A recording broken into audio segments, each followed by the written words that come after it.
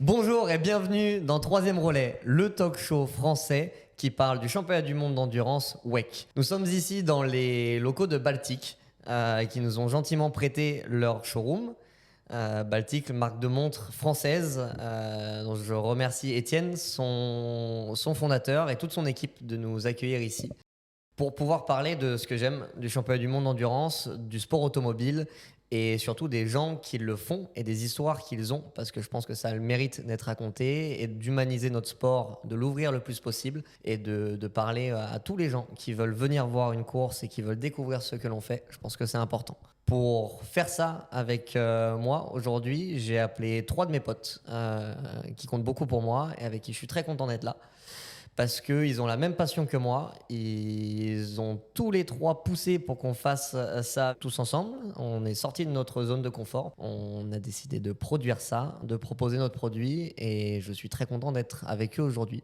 Premier invité que je vais présenter maintenant, c'est Guillaume Nedelec, mon ami de chez Ouest France, journaliste, écrivain, qui a produit 2 livres, la F1 en 80 tours et 24 heures de malheur, 24 heures et 24 heures de malheur. Merci Guillaume d'être avec nous. Bonjour Gabriel, merci de nous recevoir ici. Avec plaisir, merci d'être là. Et puis que de temps passé, que de temps passé depuis le temps où on s'est croisés sur une machine à pneus aux 24 heures du Mans en 2020. En 2020, on en parlait à dîner, comment est-ce qu'on s'était rencontrés, encore une histoire lunaire. Ah ouais, c'est une agression. Je suis arrivé, on parle des pneus. Au fait, le LMP2, qu'est-ce que t'en penses, tout ça, on se connaissait pas du tout. Et on avait un ami en commun qui nous avait mis en contact. Il m'a dit ouais, il est super Gabi, tu vas voir. Bah effectivement, j'ai pas eu à me plaindre. Donc et puis aujourd'hui on est. Quelle année tu disais? 2020. Okay. C'est l'année où en fait Covid. on était 4 journalistes à avoir accès au paddock avec le Covid. Okay, ouais. Et donc on s'était dit. J'avais énormément de facilité à voir les pilotes, ce qui était plus compliqué les années d'avant. Ouais. Et franchement, là, je me suis plus du tout posé de questions. Est-ce que je gêne, est-ce que j'embête? Non, je suis allé embêter tout simplement. Okay. Et donc, moi, les 24, ça fait un petit moment. 24 endurance, ça fait. Ça fait longtemps que t'es là. Mais toi, tu portes ça dans ton cœur. T'habites au bout de la piste, à 5 minutes. C'est ça, ouais. La maison, le jardin, il donne pratiquement sur le circuit, on va dire ça. Non, moi, j'ai commencé... moi, je fais du journalisme parce que j'ai toujours rêvé de couvrir les 24 heures du Mans. Moi, la première édition où je suis allé, c'est 2006. Je me souviens très bien, la première voiture de course que j'ai vu rouler, c'est Sébastien Loeb sur la Pescarolo. Donc, la passion vient de là en fait. La passion vient de là. Voilà, et avant ça, les 24 heures du Mans, mon premier vrai souvenir des 24, ça doit être 2000 avec la Dodge Viper qui était rouge avec des bandes blanches. Elle a gagné à Daytona. Ouais. Ah ouais, c'était un truc extraordinaire. On a tous commencé avec une voiture comme ça qui nous a marqué. Elle marque pas forcément les autres, elle a pas forcément marqué l'histoire, mais nous, il y a un truc avec ces voitures-là. Ouais, et puis il y avait le V10, il y avait cette ligne qui était complètement invraisemblable. Et puis moi, en 2000, j'ai 8-9 ans. Donc, mine de rien, dans un imaginaire de petit garçon, c'est vraiment une voiture qui m'a fait rêver. Et à partir de là, moi, les 24 heures du Mans, ça m'a toujours plus plu que la Formule 1, que le WRC, pourtant que j'adorais à l'époque, et c'était un truc de fou aussi. Mais voilà, c'est comme ça. Et puis, je suis devenu journaliste. Et depuis 2012, je couvre en tant que journaliste. Et puis, moi, j'ai à côté de moi un influenceur, un homme d'influence, Franck, alias Guillaume, ou Guillaume, alias Franck, comme tu veux. Exact. Oui, c'est vrai que Franck est un pseudonyme pour les gens qui l'ignorent. Ouais, j'aime pas trop le terme influenceur, c'est plus... Créateur de contenu. Créateur de contenu. En fait, mon but, ça n'a jamais été d'influencer personne. C'est juste...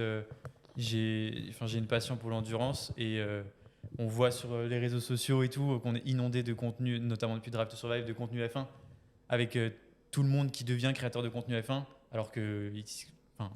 Regarde, même nous, on est devenus créateurs de contenu endurance. Regarde, tu vois. C'est pas qu'il y a des gens légitimes et d'autres non, mais c'est juste qu'en fait, il y en avait énormément en F1. Et au début, en fait, je parlais de F1 aussi. Et j'avais cette passion pour l'endurance qui m'est venue assez tardivement par rapport à vous. Mais et je me suis dit, mais en fait, personne n'en parle. Et pareil, énormément d'histoires. Et c'est pour ça que je me suis branché sur l'endurance. Assez compliqué d'engager les gens sur ces sujets, mais moi, j'adore ce que je fais. Puis j'exagère un peu parce que c'est aussi ton métier, tu travailles dans le paddock. C'est vrai que je travaille dans le paddock, je travaille depuis 3 ans en WEC avec une écurie française que je suis sur le championnat du monde. Et pareil, je fais toute la communication digitale pour eux. Et c'est cool. Puis à côté de toi, on a l'excellent Olivier Bertha, que nous, on ne voit pas beaucoup à l'écran, mais par contre, on voit. On l'entend. Moi, je l'ai entendu on beaucoup m'entend cette semaine. souvent, On ouais. voit son influence en piste, par contre, pour faire un petit jeu de mots. Allez. Je suis influenceur de course. On va appeler ça comme ça. Il influence la course Influenceur directement. de lui. course. Ouais, donc Olivier Bertha, très similaire que de Guillaume, un peu mon histoire du Mans. Moi, mon premier souvenir du Mans, ça a été 1997. Mon père m'emmène à la sortie d'école un mercredi soir et on va voir le virage d'Arnage. Et là, la première voiture pour moi qui m'a marqué, c'est la Panos Espérante GT1. Et donc ça, c'est un souvenir. Voilà, c'est pas une voiture qui a gagné quoi que ce soit au Mans ou qui a fait des résultats incroyables, mais c'est une voiture qui marque. Pour moi, c'est la Batmobile, quoi. Quand tu arrives à 7 ans au Mans et que tu vois cette voiture. Donc ouais, donc là, l'histoire du Mans a commencé comme ça et très similaire de Guillaume en fait. Moi, la F1, je suis passionné aussi d'F1, j'aime bien ça. Mais je me suis jamais projeté en fait en termes d'ingénieur de me dire je vais aller faire de la F1. Toujours, ça a été mon but, je veux être ingénieur aux 24 heures du Mans. Et donc voilà, et donc maintenant, ça fait 10 ans déjà, 10 éditions en tant que participant aux 24 heures du Mans. Et beaucoup d'autres aussi avant en termes de spectateurs. Mais Qu'on a fait ensemble, surtout participation 24 heures Ouais, du Mans. exactement. Bertie qui est très humble, qui oublie un peu de dire quand même que monsieur est champion du monde en LMP2 avec Jota, Will Stevens, D'Acosta et Roberto Gonzalez. Gonzalez. Donc tu as gagné un championnat du monde 2022. Ouais. Tu fais deuxième aux 24 heures du Mans ensemble Non, on n'était pas ensemble. En 2019. Non, C'était un autre ingénieur, c'était Taka, mais on ouais. était dans la même équipe et Ouais. tu as été mon ingénieur pendant un an derrière en 2020, ouais. pendant le Covid. Et tu as gagné Le Mans. En 2022 En 2017, tu n'étais pas encore chez Jota. Non, pas encore chez Jota. Ah, donc, Et juste pour expliquer aux gens qui sont novices, du coup, tu es race engineer. Ouais, donc ingénieur, donc le terme anglais, ouais, c'est race engineer. Le terme français, c'est ingénieur de course. Et ton job, c'est de. Donc en fait, le job d'un ingénieur de course, ça va être c'est un peu le manager de l'équipe, en fait, de la voiture De la en elle-même. voiture, Donc il va être en fonction de la voiture, gérer les réglages de la voiture. Il y a aussi d'autres ingénieurs qui vont l'aider dans cette direction-là. À quel réglage on va avoir sur la voiture pour avoir la meilleure performance, utiliser moins les pneus, utiliser moins d'essence, des choses comme ça. Et puis après aussi sélectionner la stratégie en course. À quel moment on va s'arrêter, à quel moment on va changer l'essence, à quel moment on va changer les pneus, à quel moment on va changer de pilote, toutes ces choses-là en fait. Ok, ouais. Donc ça, l'ingénieur en course, il va aussi faire en sorte que les mécaniciens, ils vont savoir ce qu'il faut faire sur la voiture en termes de réglage, toutes ces choses-là. Donc il y a beaucoup de management aussi derrière en termes de comment on parle aux pilotes, les termes qu'on va utiliser, le ton qu'on va utiliser en fonction des pilotes, ça peut changer beaucoup aussi. ah, tu vois, je suis assez content qu'on soit tous là parce que en écoutant l'histoire de chacun, en fait, Guillaume, Olivier et moi, on est tous arrivés au Mans par nos parents un peu qui nous ont amenés là le plus jeune. Et toi, Franck, tu fais le boulot que les parents peut-être ne peuvent pas faire en montrant nos sports, en montrant ce qu'on fait au plus de monde possible, avec les réseaux sociaux, Internet, choses qu'on ne pouvait pas faire avant. Mais ce métier-là de ce que tu fais, pour moi, est super important parce que tu ouvres les portes aux gens qui ne peuvent pas forcément se déplacer sur une course parce que c'est loin, parce que tu as du déplacement, ça coûte cher. Et toi, tu le fais par Instagram, tu n'as pas de TikTok. Si, mais je fais pas Instagram, grand-chose sur TikTok et YouTube principalement. Ouais. Et ce boulot-là, je trouve qu'il est vraiment cool et il faut qu'on. Je suis content qu'on montre ce qu'on fait et les personnes qui sont derrière. Et une petite question, Franck, on a oublié de te poser toi la question. Est-ce que tu as une voiture qui t'a marqué, toi, depuis que tu suis les 24 heures du Mans? Moi, j'ai pas une voiture duquel je suis amoureux. Enfin, dans le sens où il n'y a pas un truc qui m'a marqué, mais j'ai développé un espèce de truc avec l'Oreca 07, qui est une voiture beaucoup plus récente, qui arrive en 2016, je crois. Et c'est vraiment une balle de guerre que j'aime énormément. On sent qu'elle a un peu vieilli, mine de rien, avec toutes les Voitures LMH françaises. et toutes les hypercars qui arrivent. La France, s'il vous plaît. Ouais, c'est totalement français, Oreca en plus. Et non, j'adore cette caisse. J'étais un peu triste quand on a appris le départ des LMP2 en WEC, mais bon, on les a toujours au Mans, donc on aura l'occasion d'en reparler, je pense. WEC, du coup, je pense qu'il faut le définir pour les gens qui nous écoutent. Juste avant, quand même, parce qu'il y en a un qui parle depuis le début, mais c'est quand même Gabriel Aubry. On parle de LMP2, on a parlé de Race Engineer, on a tous un contact avec Gabriel Aubry. Tu fais quoi dans la vie, toi, Gabriel? Eh ben écoute, podcasts. merci de poser la question. Des fois, je me pose la question aussi, tu vois. Écoute, moi, je suis pilote automobile, principalement en championnat du monde, d'endurance, en championnat d'Europe et aux États-Unis. Ça fait maintenant 7 ans cette année que je fais ce championnat-là, dans cette voiture, dans la fameuse voiture dont Franck parle, l'Oreca 07. Une année avec Ferrari dans une autre catégorie. On expliquera les catégories et ce qu'est le championnat du monde pour ceux qui ne connaissent pas. Mais ouais, 7 ans, j'ai commencé le sport automobile, comme tous les pilotes, en fait, à 5 ans. Je suis un peu parti de l'école traditionnelle, parti à l'école à domicile à 14 ans, aller habiter en Italie, faire du karting.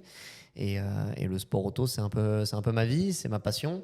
Et cette année, le fait marquant, c'est que pour moi, les 24 heures du Mans, ça sera ma 18e édition sur la piste. Donc, ce sera la 7e en tant que pilote.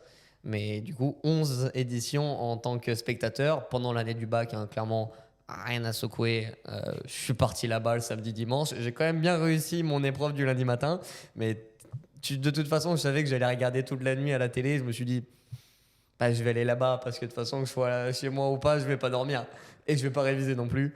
Donc, ouais, le Mans, pareil, ça a été un truc où je me suis dit, depuis que je suis petit, j'irai pas en F1.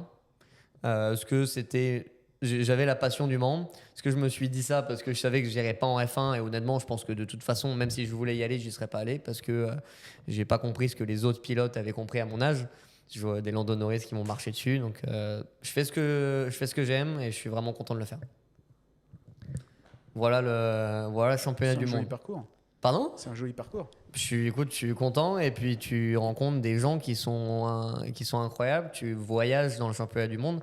On va rappeler ce que c'est tout à l'heure et combien de courses dans combien de pays différents. Mais je pense qu'un des plus beaux trucs du championnat du monde, et moi ce qui me plaît, c'est qu'on a la chance de voyager tous les ans au Japon, d'aller à Kota, d'aller aux États-Unis, donc au Texas, en France, en Italie, au Brésil.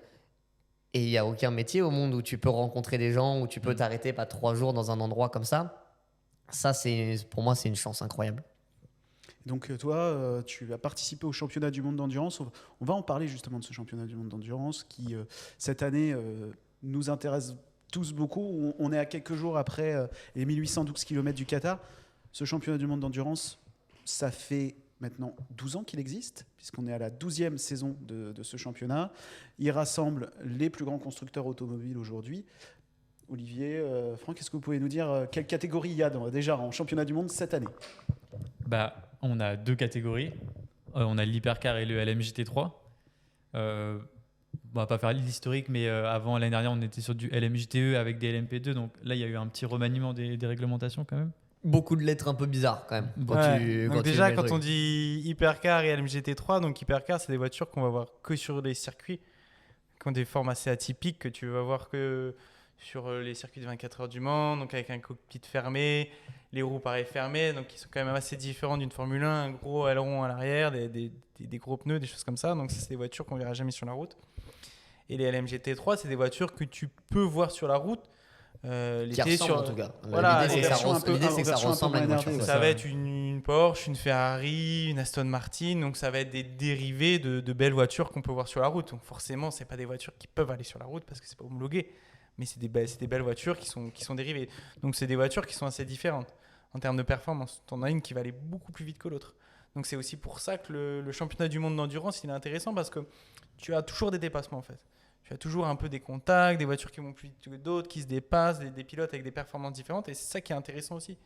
Parce que tu as aussi cette question de trafic, de passer, de doubler qui est intéressante. Et dans sa structure aussi, d'organisation du championnat, donc tu as toutes ces voitures, mais tu as aussi en fait un fil rouge de course qui est vraiment intéressant, avec un point d'or quand même que tout le monde connaît. Ou en tout cas, s'il y en a qui ne connaissent pas, il faut connaître à tout prix. Il y a les 24 heures du Mans et tout autour ce championnat qui se construit autour de cette course quand même qui reste majeure dans la saison. Ouais, je pense que c'est ça le championnat du monde. Moi, quand je parle aux gens, je demande toujours est-ce que vous connaissez les 24 heures du Mans ? Donc là, Normalement, on te dit oui. Normalement, les Français connaissent que c'est comme un monument de la culture française, les 24 heures du Mans. Et donc ça, c'est la course la plus connue. Et autour de cette course la plus connue, il y a d'autres courses qui sont un peu plus courtes, de 6 heures, 8 heures, 10 heures, avec les mêmes voitures. Et en fait, quand tu rassembles toutes ces courses-là de différentes distances, ça fait un championnat du monde. Donc, avoir des points à chaque course et à la fin de l'année, il y a un championnat du monde Hypercar, un championnat du monde LMGT3. Ça fait 2 grosses échéances quand on est dans une équipe. Parce qu'il y a les 24 heures du Mans qu'on souhaite gagner, puis après il y a le championnat qu'il faut aller chercher, donc il ne faut pas se relâcher, quoi. Ouais, et puis au final, on a toujours dit que Le Mans était presque aussi important, mais pas tant que ça, quoi. Il y a derrière 4 autres courses sur le championnat du monde. Tu te sers en fait des premières courses pour te préparer toi, pour préparer l'équipe.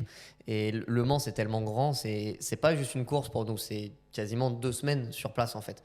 Donc d'avoir l'équipe qui se soit rodée déjà sur les 3 premières courses, donc la première qui est au Qatar, la deuxième qui sera à Imola dans pas longtemps, et après Spa en Belgique, c'est important pour nous, pour déjà que tout le monde se connaisse, qu'on commence à appréhender la voiture, peut-être qu'on a apporté des nouveautés sur la voiture par rapport à l'année dernière, et tu gardes ce momentum après Le Mans en fait. Si tu veux gagner le championnat, il faut vraiment pas que tu te relâches derrière Le Mans et que tu gardes jusqu'à la fin.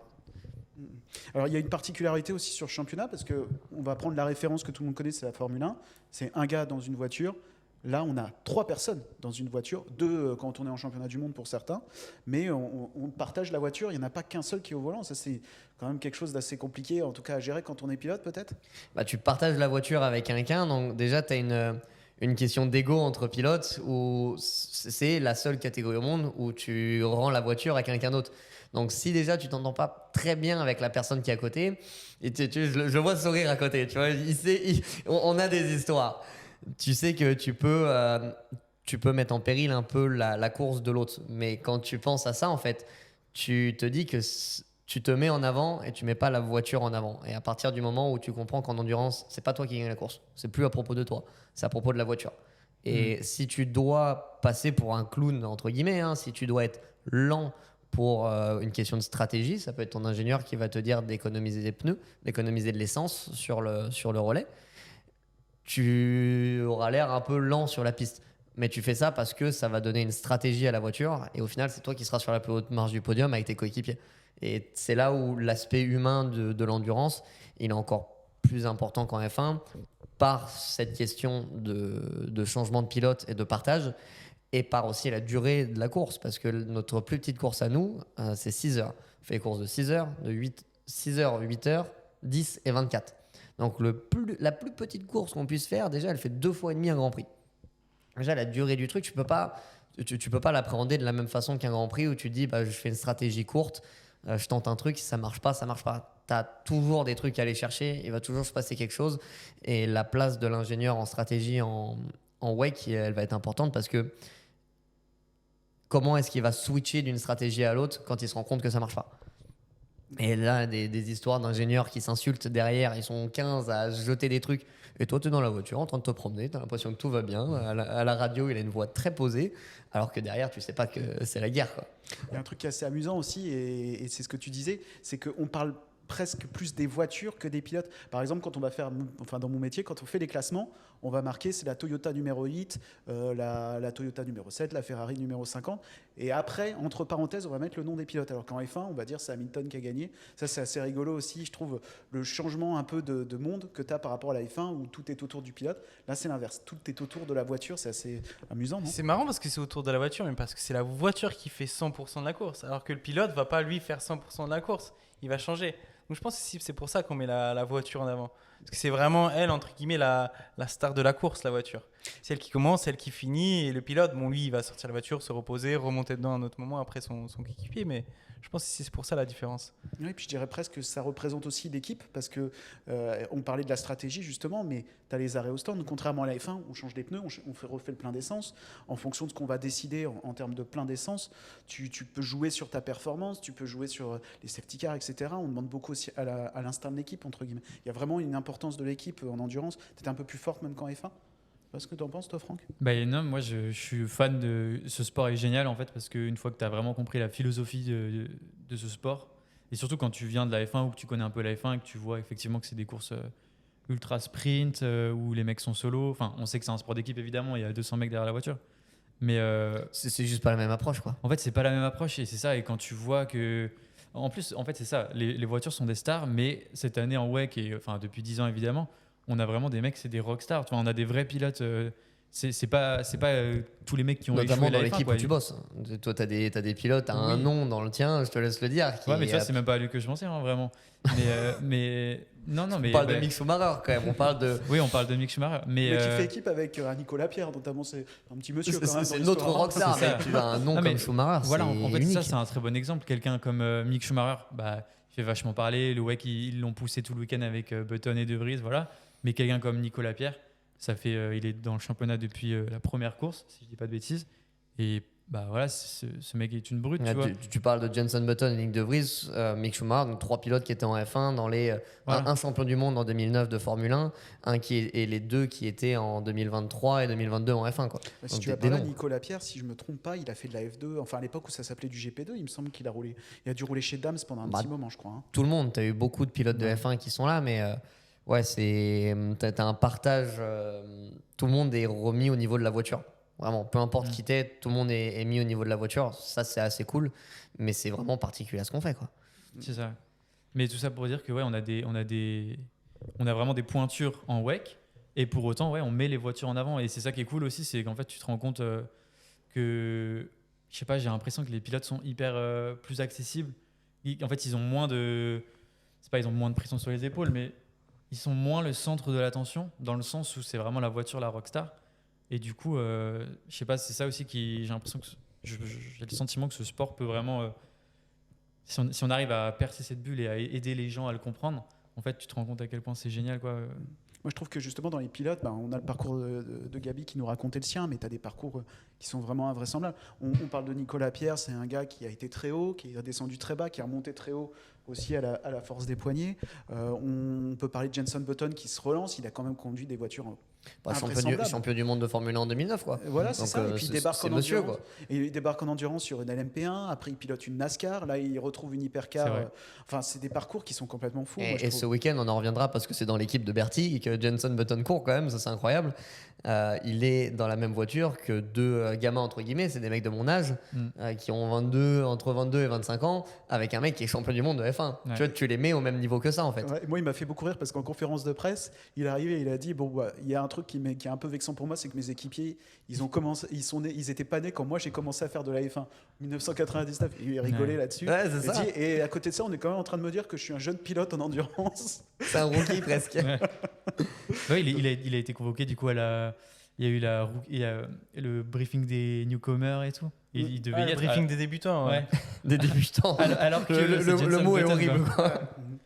Non, ça c'est quand même extraordinaire. Donc, justement, on va pouvoir en parler. On va rentrer dans le vif du sujet, si ça vous dit, messieurs. Parce Qu'est-ce qu'on que- a la chance d'avoir 3 mecs, parce que je parle de vous, hein, je m'inclus pas là-dedans, qui étaient à la première course du championnat du monde ce week-end. Donc, qui était au Qatar, sur le Ouais. circuit de Losail, le billard de Losail, comme Les bizarres on quêtes, dit certains de nos confrères. Donc, un circuit qui était réputé pour la qualité de son macadam, on va dire, si vous me permettez. C'était cette pas un circuit qui était fait pour la voiture, hein, Bertie, je crois. On va laisser Bah la non. parole à Berthier. Ouais. Ouais, en fait, c'est un circuit qui a été fait il y a une dizaine d'années pour la MotoGP à l'époque, avec des virages assez larges, avec des courbes vraiment avec des grands angles, en fait, pas beaucoup d'épingles, pas beaucoup de chicanes, de choses comme C'est ça. pas fait pour la voiture. C'était juste Bah non, en fait, pas c'est pas imaginé pour la voiture. exactement. Donc avec beaucoup de tarmac partout, enfin il y a pas de bac à gravier, il y a pas d'herbe, il y a pas de Beaucoup mur, de enfin les murs. dégagement. Donc c'est vrai qu'il y a pas eu beaucoup d'accidents parce que c'est la C'est nature super du plat. circuit qui fait ça. Exactement. Hyper Et en fait, pour doubler, c'est pour ça qu'au final, la course a été intéressante à la fin, mais quand même assez ennuyeuse pour moi. J'ai trouvé Au milieu. pendant 8-9 heures, parce qu'en fait, c'est très, très, très, très compliqué de dépasser. En fait, il n'y a pas un freinage où les pilotes pouvaient arriver et lancer le freinage. Donc, il y a eu quelques déplacements normaux au fait dû des performances différentes des voitures, mais à voiture similaire, c'était impossible. En fait, de il y doubler. avait presque un dépassement. C'était au premier virage, d'aller à l'extérieur où il n'y avait que le premier virage où Ouais. moi j'ai vu des dépassements en commentant la course sur la chaîne L'équipe. Après, le reste, c'était en utilisant les autres voitures, les GT3 par exemple, en utilisant le trafic. Ouais.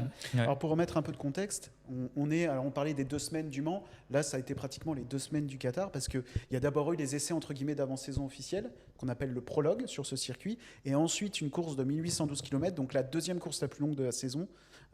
Donc ce qui a fait une longue semaine pour ceux qui étaient sur place. Vous deux, vous étiez sur place pratiquement tout le temps depuis le début. Ouais, carrément. Et en plus, le prologue a été décalé. Je sais pas si c'est intéressant d'en parler, mais on devait Carrément, rouler samedi, dimanche, une semaine avant la course. Et en fait, il y a eu un problème de fret maritime ce qui fait qu'on a roulé quel jour? Lundi, mardi? Lundi, mardi, ouais. Parce qu'il y a des équipes qui avaient genre aucun matériel. C'est Quoi. ça. Les mecs, Ouais, et en fait, jusqu'à le dimanche, il y avait des box vides et des teams qui venaient même pas au circuit parce qu'ils pouvaient rien Bon, faire. déjà là, tu commences à parce stresser un peu là. Ouais, mais même pour expliquer aux gens, en fait, donc le championnat du monde, il va dans différents pays. Donc on commence par le Qatar. Donc toutes les équipes, en fait, ont envoyé pendant l'hiver, au mois de décembre, janvier, ils mettent tout leur matériel dans des conteneurs qui vont sur des bateaux. Et en fait, après, le bateau va d'une course à l'autre. Et donc en fait là, ouais, les équipes, en fait, elles n'ont pas leur matériel du mois de janvier au mois de début mars. Et donc c'est vrai que tu arrives au circuit, si ton conteneur il a un retard, tu peux rien faire. tu attends, tu restes à l'hôtel, tu te tournes les pouces et des choses comme ça. Donc c'est vrai que c'est pour ça qu'il y a eu du retard et le. Tu penses que ça a pu en pénaliser ça, justement, de ne pas avoir leur matériel peut-être en temps d'installation, de réglage sur la voiture? Je pense que ça a surtout affecté les mécaniciens et pour avoir un peu moins de sommeil parce qu'ils ont dû affecter la même quantité de travail en moins de temps. Donc Ouais. eux, ils ont dû travailler plus dur. Mais en fait, j'ai eu l'impression qu'il y a aussi la contraposée qui a été vraie, c'est-à-dire l'équipe dans laquelle j'évolue a tout reçu en temps et en heure. Et pour autant, en fait, du coup, ils ont eu 2 jours et demi de rab. Et eux, ils avaient tout, tu vois. Et du coup, les mécaniciens ont travaillé 2 jours et demi de plus que ce qu'ils auraient fait initialement avant le prologue. C'est-à-dire C'est qu'avant, ils avaient 36 Plus heures un de rab. avantage qu'un désavantage pour les autres en fait. En fait, je sais pas si c'est un avantage ou un désavantage, mais dans le sens où ils ont eu 2 fois plus de temps pour refaire toute la voiture 50 fois, tout monter, démonter 50 fois. Et en fait, tu sais, c'est le cerveau humain, plus tu lui laisses de temps, plus il réfléchit, plus il se crée des problèmes qui existent ou qui n'existent pas. Mais du coup, c'est ça qui s'est passé. Et ceux qui ont eu leur matos en dernier, ils ont rushé et ils ont monté leur voiture. Et ceux qui ont eu du temps, évidemment, tu laisses pas tes 40 mecs à l'hôtel, tu vois, tu les emmènes sur le circuit, tu leur fais faire des trucs. Donc, tu te. Moi, je crois que Proton, si j'ai bien tout suivi, Proton a eu quelques soucis. Ces voitures sont arrivées les voitures sont arrivées un peu en retard, les Mustangs de l'écurie Proton. En fait, il y a 2 stratégies. On peut expliquer ça aussi, mais en termes de fret, il y a ceux qui mettent la voiture dans les containers et qui reçoivent leur voiture par voie maritime. Donc, c'était le cas notamment des GT. Il y a eu pas mal d'équipes GT qui étaient comme ça. Et puis, il y a d'autres écuries en hypercar, donc la catégorie Rennes, où là, les voitures, elles arrivent par avion. C'est le cas de Peugeot. Je sais que les voitures, en tout cas, elles arrivent par avion. Donc, je ne sais pas si Alpine, c'était le cas aussi. Ouais, si, c'était pareil. Mais parce qu'il y a des délais qui sont tellement courts qu'ils sont obligés de les faire venir par avion. Ce qui fait qu'il y avait vraiment 2 types d'écuries. Ceux qui avaient déjà les voitures, qui étaient sur place, ceux qui ont reçu les voitures au dernier moment. Et je sais que, par exemple, chez Proton, ça a dû poser problème parce qu'il y avait des évolutions qui sont arrivées sur la voiture, qu'ils ont dû mettre au dernier moment sur la voiture. Je crois que c'est avec Multimatic que ça s'est joué, cette histoire.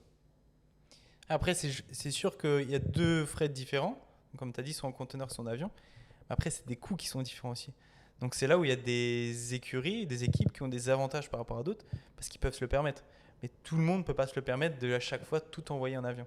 Et c'est pour ça que là, des fois, tu as des disparités entre les équipes où tu as un avantage ou pas. Mais après, ça fait partie du jeu, malheureusement. Mais bon, quand tu vois que donc là on est mercredi après la course, hier il y a quand même un cargo qui a été coulé en mer Rouge. Tu te dis bon, c'est peut-être mieux finalement qu'on aille par avion. Moi j'ai entendu parler dans le paddock de 100 000 à 150 000 euros de plus de budget pour ramener les voitures. Mais là peut-être que effectivement c'est quand même mieux que d'avoir la voiture dans le fond de la mer Rouge là, pour le coup. Ouais, peut-être, je prends pas le risque là.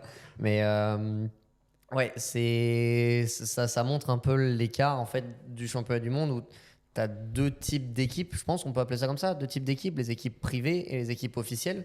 Ou ce qu'on appelle une équipe officielle, c'est une équipe qui va représenter une marque. Donc tu vas avoir Porsche, tu vas avoir Ferrari, tu vas avoir Toyota, qui je vais rater Alpine, BMW, Lamborghini, qui vont pouvoir avoir les moyens de l'envoyer. Et après, tu auras des équipes privées, entre guillemets plus petites, à taille humaine, comme Jota, là où travaille Berthy, où vous l'avez envoyé par fret.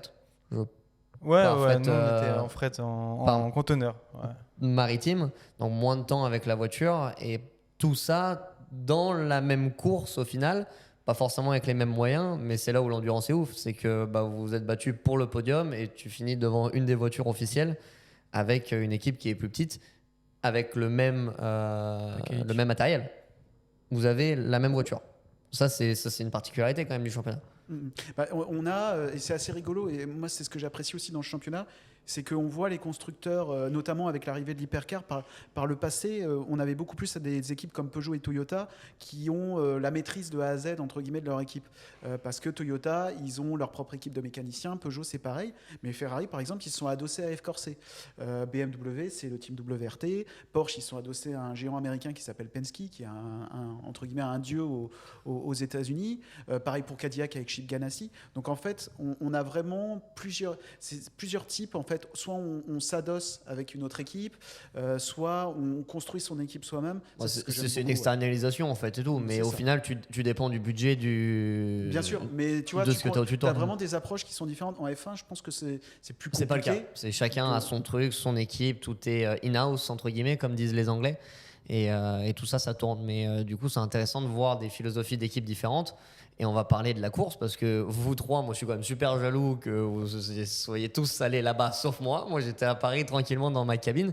Et il y a plein de trucs que j'ai vus, notamment sur ta voiture Bertie en stratégie, et particulièrement des Porsche, que j'aimerais savoir parce qu'à l'écran, je t'avoue que nous on a passé 10 heures à regarder des voitures. On voit vraiment que les voitures. On t'a entendu quelques fois. On t'a pas vu sur ton muret ou est-ce que tu es sur la piste, tu vois, c'est intéressant. Il y a des ingénieurs qui ont des approches différentes. Il y en a qui aiment être sur le muret des stands, entre guillemets, donc sur le bord de la piste où ça hurle comme pas possible. T'en as qui sont à l'intérieur du stand, des approches différentes. Et je pense qu'il faut qu'on mette un contexte de la course, qui a gagné, qui a été fort, quels sont les résultats. Et après, on va aller sur l'inside, entre guillemets. Qu'est-ce qui s'est passé en intérieur sur les stratégies et pourquoi est-ce que, on va dire tout à l'heure que Porsche a été très fort, on l'a vu. Pourquoi est-ce qu'ils ont été forts? Qu'est-ce qui a fait qu'ils ont autant dominé, pas juste la course, mais ils ont dominé le week-end pour moi de l'extérieur? C'est la sensation que j'en ai. Et moi, je veux savoir pourquoi est-ce qu'ils l'ont fait. Donc Guillaume, je te laisse mettre le contexte de la course. Je sais que tu es très fort là-dessus. Raconte-nous qui a gagné, qui est sur le podium, qui ne l'est pas.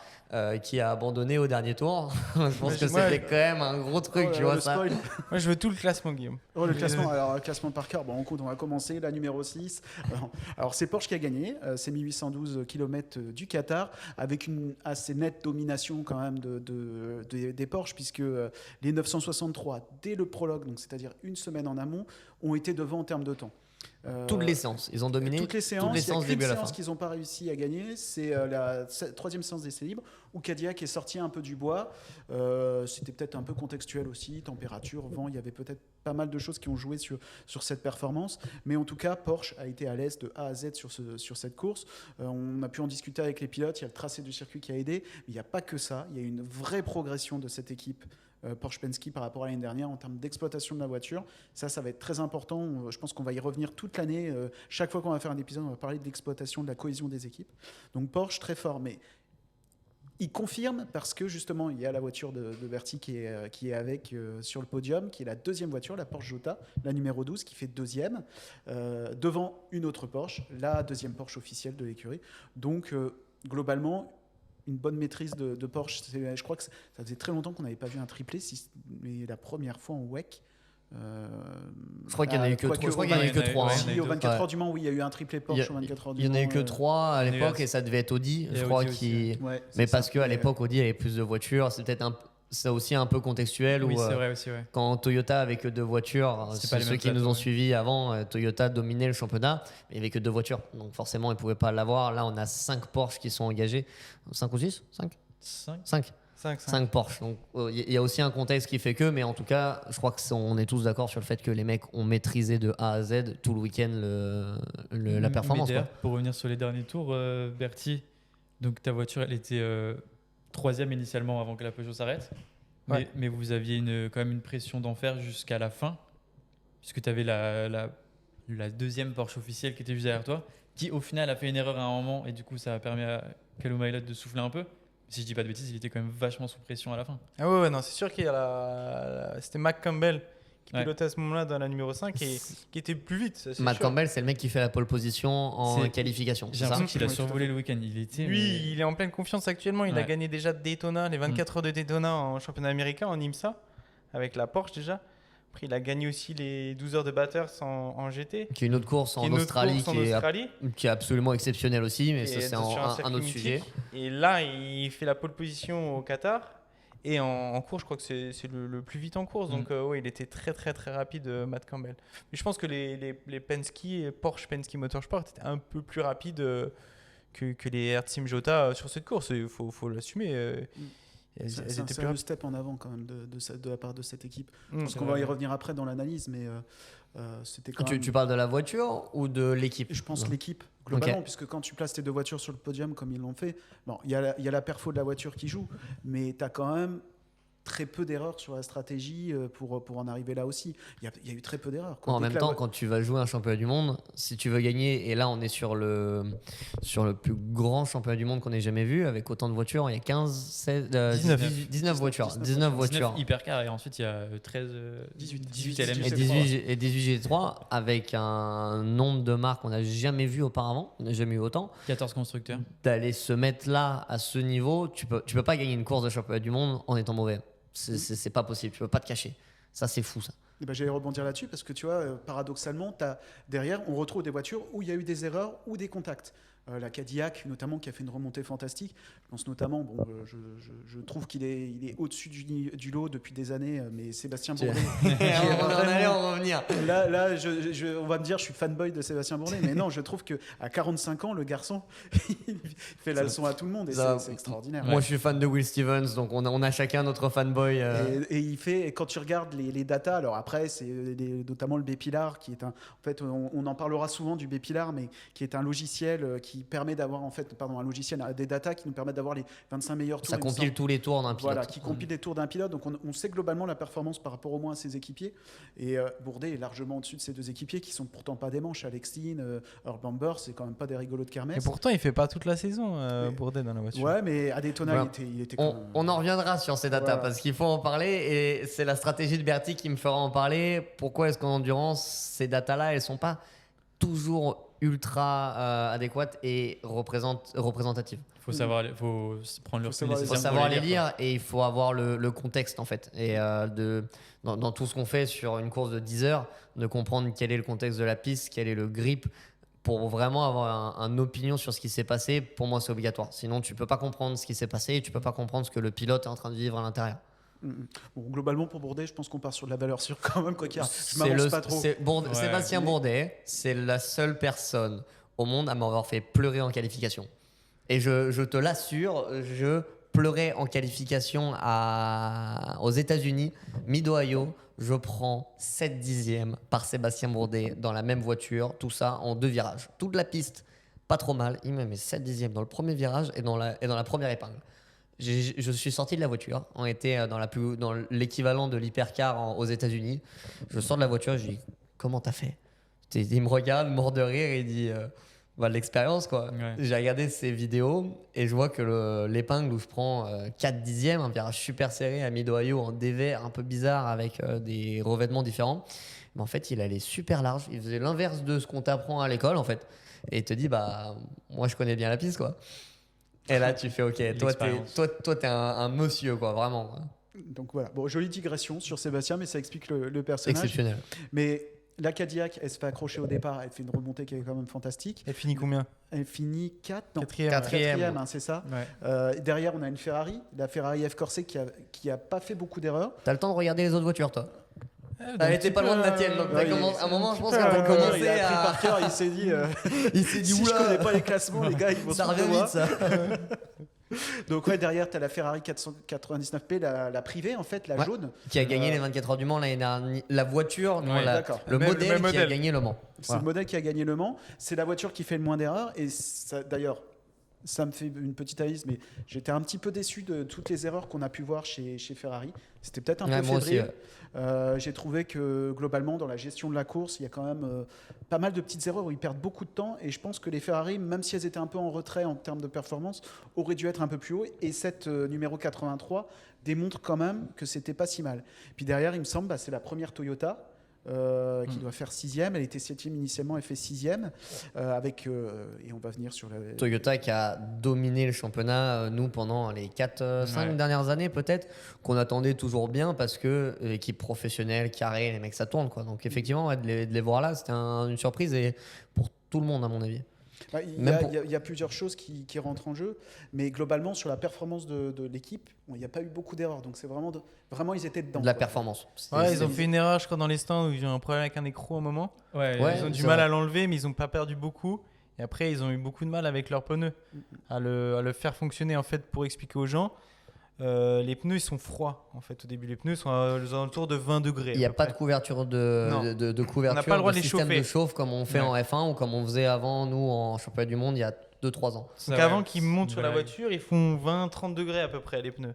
Et Sans après, température extérieure, en fait. exactement. Et la pour, fenêtre d'exploitation bah, ils sont aux alentours de 70, 90, 100 degrés à peu près. Ok. Donc en fait, les premiers tours pour passer de ces 20 degrés à 80 degrés, là, les pilotes, ils sont en galère en fait.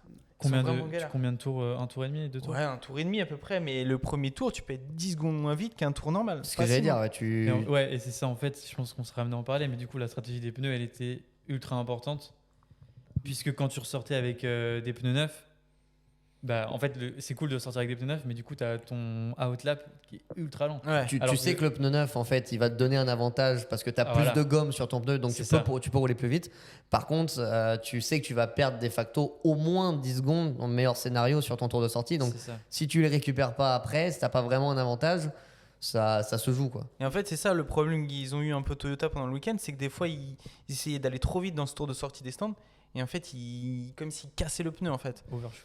On appelle ça du graining. En fait, c'est Quand tu es en train de dire que tu gères ton tour de sortie, tu le fais pas le plus vite possible. tu peux le faire le plus vite possible, mais tu peux prendre un risque que derrière, ça va te coûter du temps et que on appelle ça une mise en chauffe, elle va pas être assez bonne.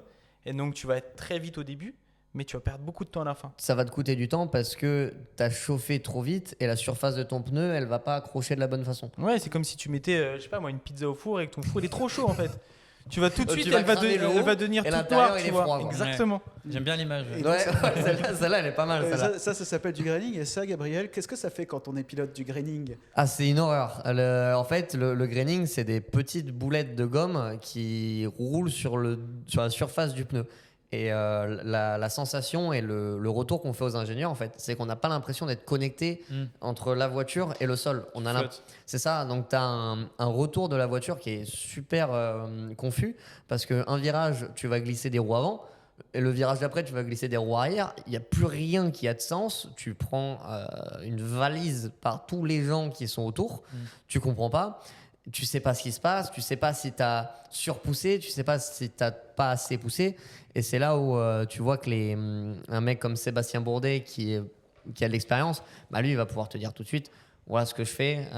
Je sens ça. Ok, bah moi, j'ai cet outil-là pour aller chercher. En tant que pilote, au début, la première fois que ça t'arrive, c'est panique à bord total. Là, en général, tu prends la radio et t'insultes ton ingénieur en disant « Je comprends pas !» T'imagines, là au Qatar, tu faisais ta mise en régime.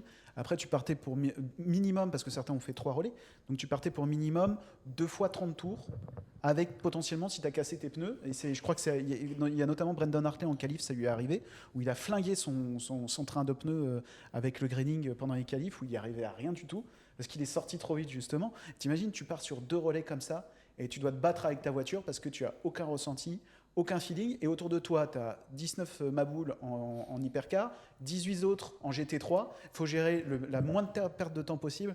C'est un exercice de fou. Ah bah tu pleures, c'est sûr que tu pleures. Tu pleures parce que tu te sens pas bien, tu vois que la performance va pas, tu sais que tu vas te battre pendant 2 heures, peut-être même plus, et c'est là où on en parlait du contexte et de toutes les datas que tu peux sortir. Si t'as pas le contexte des pneus et de la température de la piste, bah là tu vois typiquement Brendan Hartley sur le papier, il va te dire elle est pas ouf. Nous on sait très bien qu'un mec comme ça, c'est un mec qui sort de la F1 aussi, qui était chez Toro Rosso à l'époque. C'est un gros pilote, c'est un mec qui a gagné beaucoup de courses en WEC. Tu peux pas juger un relais sans connaître les pneus sur une course. Pour moi, c'est pas juste de juger un pilote sur un morceau de la course. Puis surtout, alors, on va juger la performance de la Toyota. Il faut quand même se dire qu'il y a 6 mois tout pile, c'était une voiture qui écrasait tout le monde. On en reparlera un peu plus tard, mais il y a un système en endurance qui plaît aux constructeurs justement, qui permet d'égaliser les potentiels des voitures. C'est la fameuse balance des On va en performances. parler, ça y est. C'est le gros mot préféré de Gabriel. Exact. Mais non, juste rapidement, mais ça permet d'égaliser. On va partir de ce principe-là, on y reviendra plus précisément une autre fois ou un peu plus tard dans la vidéo. Mais Toyota avait plus de poids que les autres. Et sur un circuit où c'est quand même assez sinueux, où la voiture elle fait 15 kg de plus que les autres, c'est quand même énorme. Je ne sais pas combien c'est en dixième de seconde, 15 kg de plus dans la voiture. Ouais, mais, ça peut faire beaucoup. Hein. Mais mine de rien, quand tu as ça à gérer, plus tes pneus, tu peux très facilement flinguer ton train de pneus. Et je pense que c'est ce qui leur est arrivé. Ils ont été sur des œufs pendant toute la course, quoi. Ah ouais, après c'est vrai que le poids, pour expliquer aux gens aussi, nous, entre la voiture, quand on va mettre le plein d'essence, donc le plein d'essence, c'est à peu près 90 kg, et la voiture, quand elle est à vide, donc vers la fin d'un relais, juste avant qu'on s'arrête au stand et qu'on remette de l'essence, il y a à peu près 1 seconde, 1,6 secondes, 1,7 secondes. Donc la différence juste en niveau d'essence, elle est énorme. Pourquoi on parle en kilos d'essence? Parce que là tu as dit que tu mettais 80 kilos d'essence. Ouais, nous on parle en kilos d'essence. Après, ça va être en fonction des équipes. Nous on parle en kilos d'essence parce que c'est une mesure on peut toujours faire. Ça va dépendre. 1 kilo, c'est 1 kilo. Et Voilà, ça ne change pas par rapport au litre qui peut. Voilà, avec la et en fait, température. ce kilo-là, en fonction de la température, il va te donner un volume différent. Mais nous, ouais, en termes d'équipe, d'ingénierie, on C'est parle juste en plus kilos d'essence. précis et plus constant de parler en Et kilos. après, on va calculer à quelle température on met 10 kilos d'essence et ça va nous donner 15 litres, 20 litres, 25 litres. Et là, tu sais exactement le volume que tu as dans ton réservoir. Ah, exactement. Donc pour la performance de Toy, moi je pensais, et pour en avoir discuté avec des confrères sur place, mais je pensais vraiment, avec les retours qu'on avait de Michelin, qu'ils étaient capables de très bien gérer leurs pneus et de tenir 3 relais avec ces pneus. C'était leur force l'année dernière. Tout le monde s'attendait à ça, mais là vraiment ils étaient... À un moment, c'est Kobayashi qui dit en interview, il nous fait, mais on va être complètement à la ramasse. Puis on s'est dit non, il cache son jeu, etc. Toyota, ils ont toujours fait ça en début de saison. Ouais. Bah là, pas du tout. Ils étaient vraiment. Mais ça, c'est marrant, ça. Tu vois, les gens, on parle toujours, ouais, qui cache son jeu et qui fait quoi. Tu écoutes les interviews de tous les pilotes. Hein. Il y en a pas un qui veut se mettre en avant en disant, ouais, je pense qu'on peut gagner la course. Alors que des mecs comme Porsche, honnêtement, bah si t'as suivi le week-end, t'as regardé les essais libres et la qualif, tu te dis, sauf s'il y a un éclair qui tombe sur une Porsche, je vois pas comment il peut pas la gagner. Et c'est un truc de fou. Il y a personne ne veut se mettre en avant. Toutes les courses que je regarde, je comprends pas. En fait, le truc, c'est que avec cette balance des performances, je vais mettre un peu les pieds dans le plat, du coup, désolé Gabriel, mais si tu as une voiture ultra dominante en début de saison, en fait, comme on le disait au début, le but ultime, ça reste de gagner le Mans. Si tu écrases tout le monde en début de saison, bah, en fait, comme c'est, faut le dire, cette balance, elle est revue à chaque fois. Moi, je suis pas entièrement d'accord. La BOP, et franchement, on pourrait expliquer ça pendant 2 heures. La balance. On va juste dire peut-être sur quoi ça joue. Ça joue sur la puissance, le poids, l'énergie que tu vas consommer et l'aérodynamisme de la voiture. Franchement, il faudrait faire un épisode que pour ça, pour parler de ce que c'est, de comment c'est décidé. On a dit avant le podcast qu'on n'en parlait pas, donc on va faire court dessus. Et comment est-ce que... Et en plus, c'est moi qui ai dit que j'en parlais pas. Comment est-ce que c'est décidé et pourquoi est-ce que c'est fait? Globalement, c'est fait pour avoir une plateforme et que tout le monde puisse être dans la même compétition avec des systèmes de voitures différents. C'est pas fait pour qu'un tel gagne une course, qu'un tel gagne une course ou qu'un tel gagne une course. C'est pas la loterie. On va pas jouer un championnat du monde dans un bureau. Ça, c'est un argument presque que j'entends des fois dans d'autres mots et que moi, en tout cas, je partage pas. Alors, des fois, il y a c'est tellement un autre domaine. Aujourd'hui, Porsche, pour moi, peut-être qu'ils avaient une voiture qui était un peu au-dessus. Ok, pas de souci. Quand je vois l'application du week-end, et moi, c'est une question que j'ai pour Bertie, quand je vois comment est-ce que Jota, je vais prendre l'exemple de Jota, quand j'ai regardé tous les essais libres, il n'y avait pas une minute où la voiture n'était pas en piste. Il n'y avait pas un arrêt qui était plus long que l'autre. Les deux voitures avaient quasiment le même programme. Et en fait, tu te dis, les gars, ils sont arrivés sur la piste. De une, ils savent ce qu'ils ont à faire. Ils font ce qu'ils ont à faire. Ils ne posent pas de questions. Et chaque pilote fait son boulot par rapport à ce que lui a dit. Ça, c'est rare ou comment est-ce que toi, tu arrives dans l'hiver à préparer ça et quelle place tu te laisses sur le week-end pour te dire j'ai mon programme, si ça se passe mal, j'ai tel truc que je peux faire, ou est-ce que tu dis non, j'ai mon programme, je reste là-dessus et je le fais tout court? Après, je pense que ça va dépendre des week-ends. Là, on avait la chance d'avoir donc un prologue. Donc le prologue avec un peu plus de temps de piste, plus de temps d'essai. Je crois qu'il y avait 3 heures, une séance de 3 heures, une séance de 5 heures et une autre séance de 3 heures. Donc là, nous, comme on est une petite équipe, on ne fait pas beaucoup d'essais privés, presque pas du tout. Donc il y avait des sujets qu'on voulait vraiment tester. On voulait savoir. Donc ça, tu sais que tu vas la faire. Voilà. Et en fait, ça, nous, en amont, on fabrique nos plans et on sait exactement combien de tours on va faire, avec combien d'essence, avec quel pilote et quelle pièce on va changer. Et en fait, on change cette pièce pas forcément pour avoir la meilleure voiture. On change cette pièce pour avoir des datas, avoir des données, comprendre la voiture. Et après, en fait, à la fin du prologue, on va récupérer toutes les pièces qu'on a changées. On va dire, OK, celle-là, elle nous a apporté ça, celle-là, elle nous a apporté ça. Et en fait, on va dire, OK, on va prendre le meilleur package de ces 3 ou 4 pièces qu'on a changées et on va faire une voiture à la fin. Et après, quand on arrive au week-end de course, où là, il n'y a plus que 3 séances d'essai, là, on a encore quelques systèmes ou quelques pièces qu'on veut changer pour un peu voir la performance. Mais là, on va quand même plus se focaliser sur essayer de régler la voiture le mieux possible pour le circuit. Tout ça, c'est décidé en amont. Vous êtes combien derrière vous, chez Jota, à décider de ça? En ingénieur chez Jota, on est 4 par voiture. Ok. Donc, 4 à temps plein qui vont parler que de cette voiture-là et qui vont décider de ça avant Voilà. d'aller au Qatar. Donc comme il y a 2 voitures, et les 2 voitures, en fait, il n'y a qu'une seule équipe. Donc tout ce qu'on fait, on partage toutes les données, tous les plans. Et en fait, on prend l'avantage d'avoir les 2 voitures, en fait. Donc on n'essaye souvent jamais la même chose sur les 2 voitures. On va aller dans 2 directions. Ok. L'autre qui va aller plus dur, l'autre qui va aller plus souple. L'autre qui va aller plus haut, l'autre qui va aller plus bas. C'est presque une approche de intéressant, curiosité, en fait, quoi. Ouais. Et en fait, parce que nous, des fois, on a des logiciels de simulation, des choses comme ça, mais ça ne change rien. Il faut qu'on aille sur la piste, il faut qu'on teste avec les pneus, la température de piste. Et tout ça, en fait, il faut qu'on emmagasine des données, que la voiture elle va enregistrer. Et nous, derrière, on va analyser, voir ce qui se passe et décider quel résultat va être le meilleur pour la voiture. Puis avec tout ça, avec un degré d'humain qui est quand même vachement important, de cohésion, de discussion avec des pilotes, je suppose. Déjà de savoir communiquer entre ingénieurs, entre mécanos. Là aussi, il y a tout un travail pendant l'hiver où vous êtes ensemble pour... Mais encore une fois, si tu as la chance de pouvoir faire des essais, donc oui, tu vas tester avec la nouvelle équipe, les nouveaux ingénieurs, les nouveaux pilotes, la nouvelle voiture. Nous, on n'a pas eu beaucoup d'essais pendant l'hiver. Donc là, c'est encore une fois, c'est les premières courses du début de l'année. Tu vas apprendre à te connaître. Il y a dans la numéro 12 2 nouveaux pilotes, dans la numéro 38 3 nouveaux pilotes. Donc voilà, chaque pilote a son style de pilotage. Chaque pilote va préférer avoir un peu plus de train avant, un peu plus de train arrière. Et en fait, il faut apprendre aussi à se connaître au début de l'année. Donc c'est pour ça aussi, des fois, ça prend du temps. Même une équipe en termes d'exploitation, comme tu disais tout à l'heure avec Penske, l'année dernière, c'était la première année pour eux. Ils ont eu quelques problèmes. Là, ça commence à rentrer dans l'ordre parce qu'ils ont l'habitude de travailler ensemble. Comme une équipe dans n'importe quel sport, il faut apprendre à se connaître, savoir ce que ton coéquipier va faire, comment sa façon de jouer ou ces choses comme ça. Toi qui étais sur place, Guillaume, et avec tes accès entre chaque équipe, tu arrives à voir ce que Bertie décrit partout ou est-ce que tu vois une cohésion qui est aussi bonne entre tout le monde ou c'est juste chez Jota où elle est particulièrement bonne? Je trouve que chez Jota, c'est bon. Chez Porsche, en fait, on voit un peu, tu vois quand même globalement si les gars s'entendent.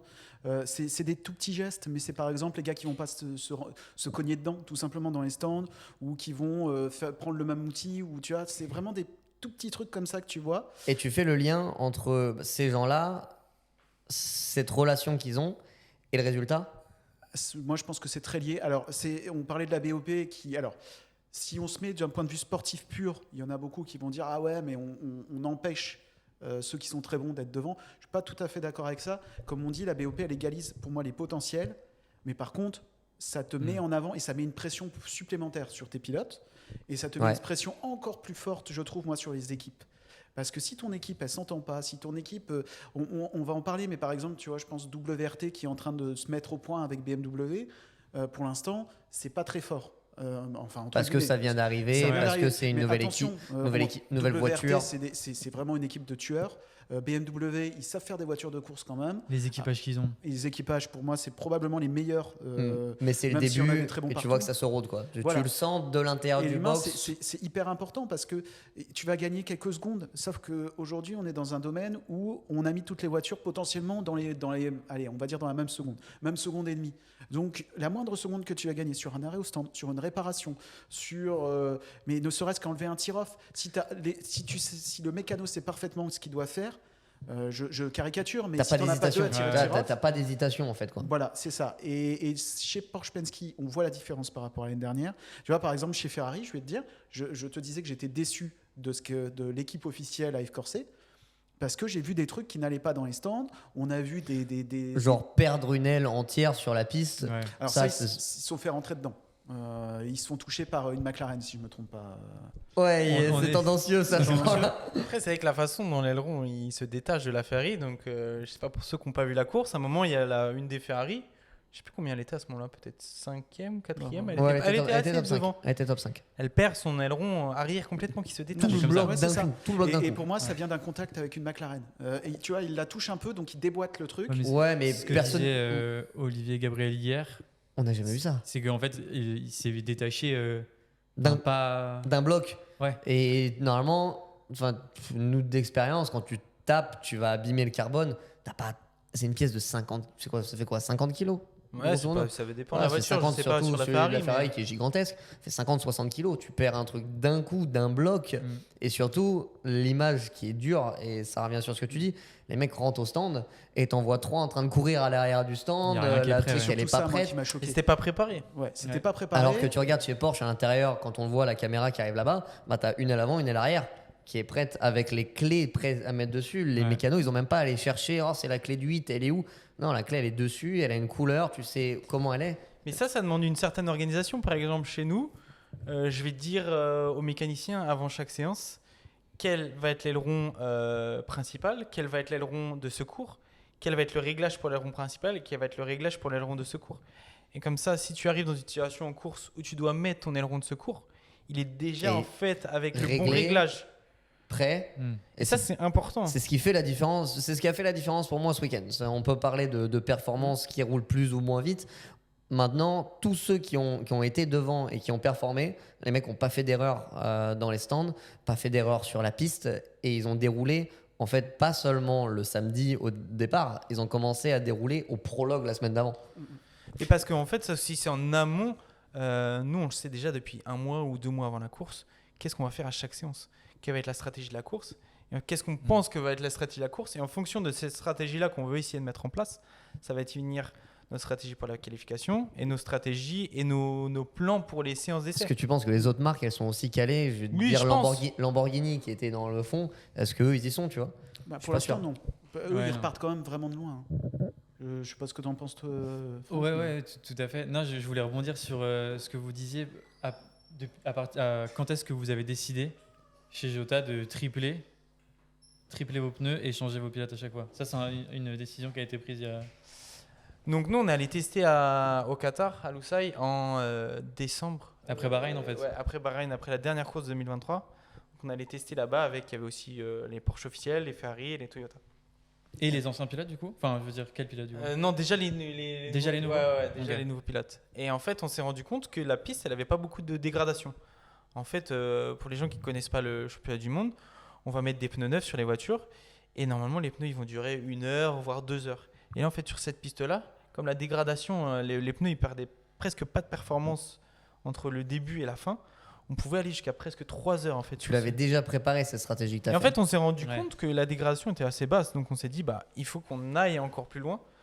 Et donc donc ça on le savait déjà depuis le mois de décembre, janvier qu'on allait essayer cette stratégie-là. Comment t'expliques qu'il n'y ait pas un autre team pendant le prologue qui se rende compte de cette non-dégradation et qui se disent bah, je vais tripler? Après Que ça vous va avez été dépendre laissé- des Peut-être que leur réglages. voiture, elle n'était pas capable de le faire aussi. Ouais, mais je sais pas, par exemple. Ouais, mais Ouais, ça entre va. les Porsche, elles n'ont pas les mêmes réglages. Par Ok, exemple, on savait que Penske, ils allaient avoir beaucoup plus de mal que chez Jota à faire ce triple relais parce qu'ils travaillent peut-être un peu plus dur sur le pneu. Ok. Donc ce triple relais, comme on l'explique, ils ne pouvaient pas se le permettre. Parce que dans le troisième, ils auraient peut-être eu des problèmes avec les pneus, ils auraient peut-être eu une crevaison ou des choses comme ça. Ouais. Mais du coup, pour expliquer aux gens de manière hyper simple, un triple relais, ça veut dire que chez Jota, vous avez pris le parti de faire à chaque fois 3 relais sur le même train de pneus, là où les autres font pratiquement tous des doubles stints, des doubles relais. Donc en gros, vous troisième relais, on commence le nom de notre Ouais. émission quand même Ouais. très bien. Ça D'où- tombe oui, voilà. parfaitement avec la C'était, stratégie de Berti. Franchement, Mais quel sens de la tu répartie. l'as fait pour ça en fait. Exactement, C'est j'ai pour fait ça. juste pour ça. On s'est dit le podcast, ça fait 3e relais, on fait 3 On relais. fait 3 relais. Il lui fait Calum aussi. Mylod, tu te débrouilles. J'espère je qu'il va passe. pas s'appeler 10 relais dans la saison. Mais... Il y a aussi peut-être le fait que tu peux gagner du temps dans les stands parce que contrairement à la. Enfin, en F1, on ne change pas les pneus, mais quand tu fais le plein d'essence, tu peux pas changer les pneus, il me semble. Dans les stands. Exactement, c'est Donc, interdit. moins tu changes tes pneus, potentiellement, peut-être le temps que tu vas perdre à ne pas être aussi rapide que les autres, tu peux le gagner au stand. Et en fait, c'est ça qui est énorme, c'est que effectivement, tu gagnes du temps à ne pas changer tes pneus, et aussi du coup, dis-moi si je me trompe, Berthier, mais tu gagnes sur le outlap dont on parlait tout à l'heure, parce que tu ressors avec des pneus, ok, ils sont pas frais, mais au moins ils sont plus ou moins en température, et du coup, tu perds pas les 10 secondes, Ouais. donc tu perds pas le temps dans les stands à changer les pneus, et tu perds pas le temps du outlap. Donc en fait, tu gagnes un temps de fou.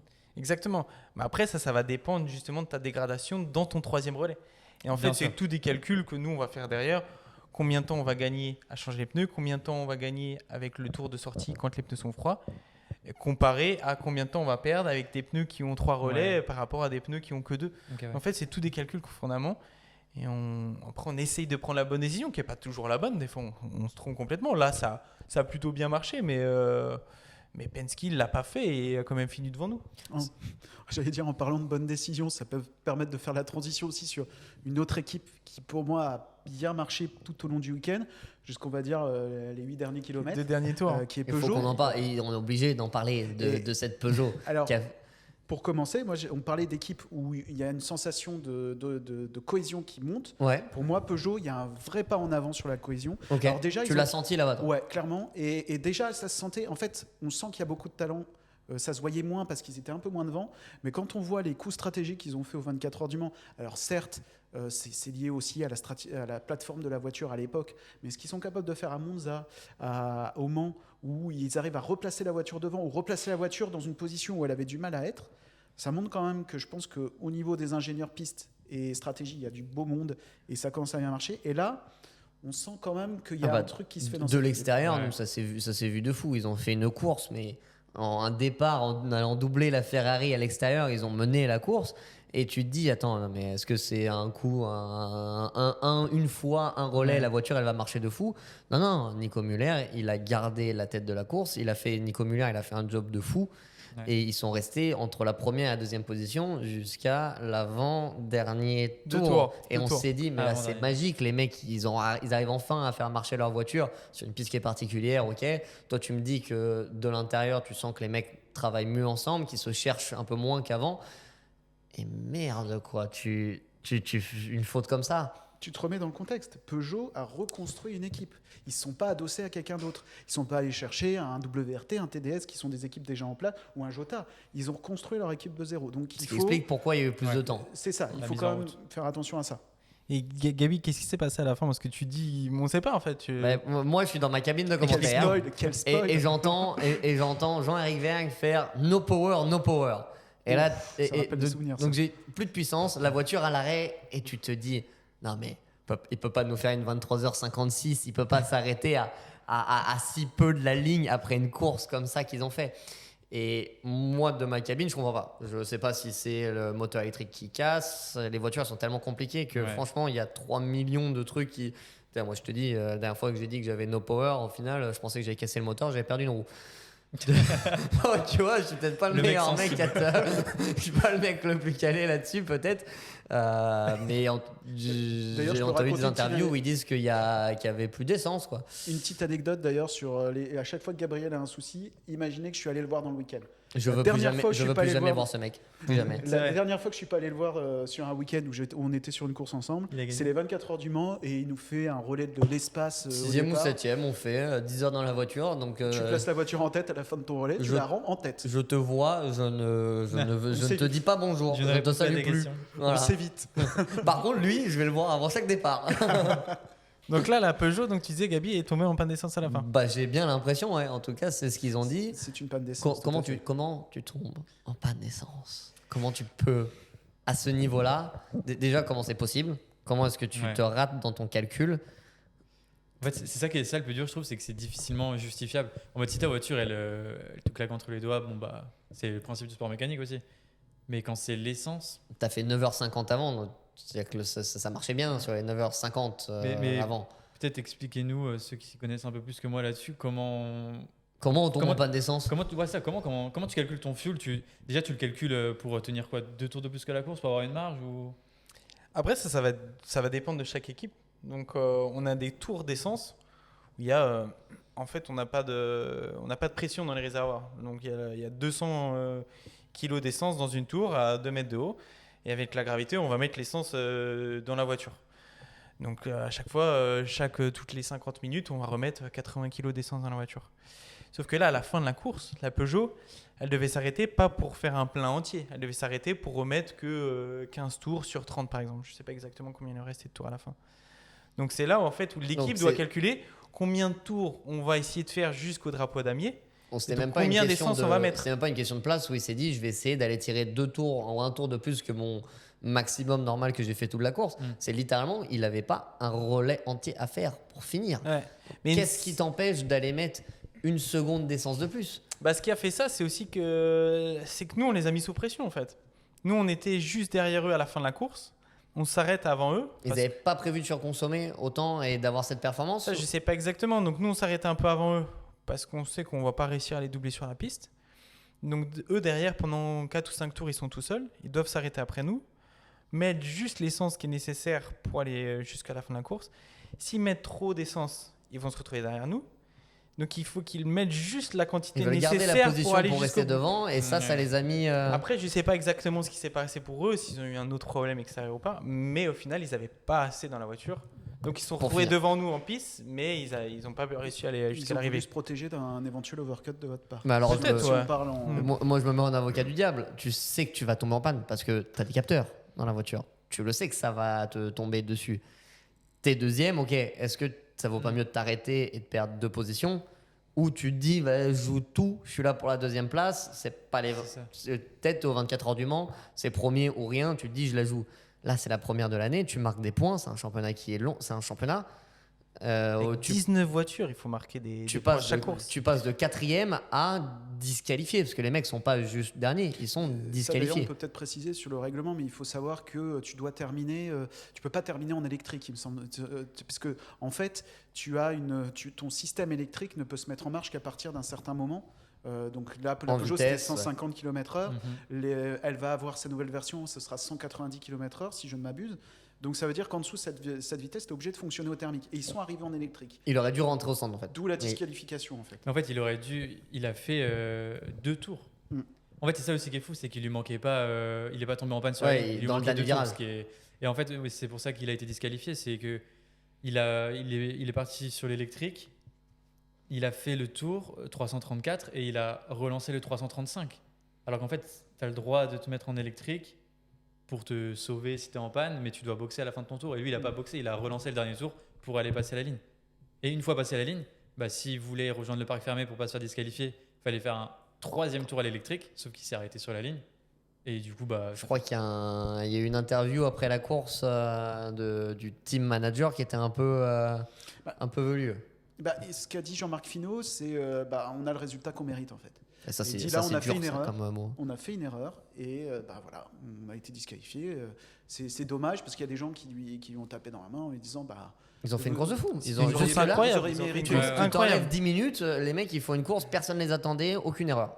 Et c'est la conclusion de ce qu'on se disait, c'est que la moindre erreur dans le niveau du championnat hypercar aujourd'hui, elle te coûte tout de C'est suite très cher. cash. C'est Ouais. une facture, mais qui là, moi, on peut en parler à Bertie, mais la pression que doit avoir le staff technique pour la performance de la voiture, elle est immense. Et la moindre petite erreur, tu payes très cher. À moins de petites erreurs, que ce soit dans la voiture, sur le muret ou dans les mécanos au final. Parce qu'on a parlé de Ferrari avec leur mécanicien qui n'était pas prêt à cet arrêt-là.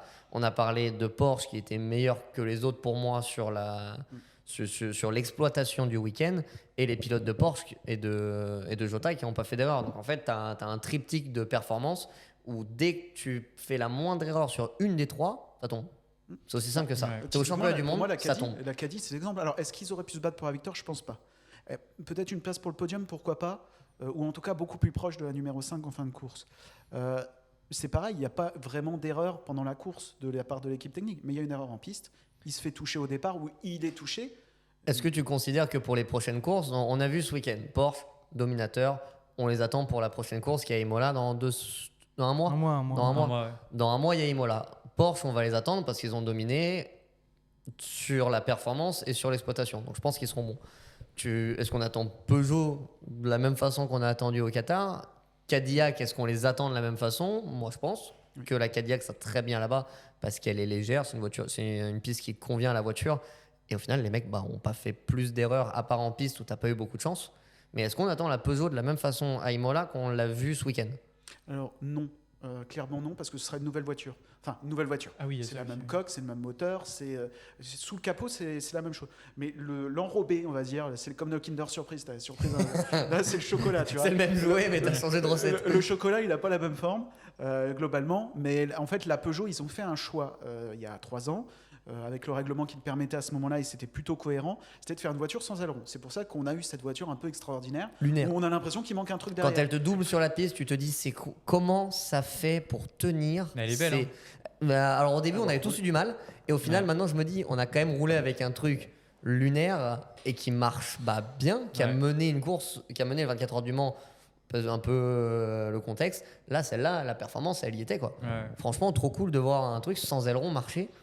Donc là, en fait, ils ont dû changer, parce que c'est une histoire de taille de pneus à l'avant. Elle avait les pneus de même taille à l'avant et à l'arrière. Et on parle de mise en température des pneus depuis un petit moment. Avoir des gros pneus, Ça, c'est net pour eux, ça. Voilà, c'est plus difficile à faire chauffer que des plus petits pneus, pour vraiment simplifier le truc. Et donc, ils repassent comme tout le monde dans ce qu'on appelle des pneus 29-34, 29 cm à l'avant, 34 à l'arrière. Avant, c'était 31-31.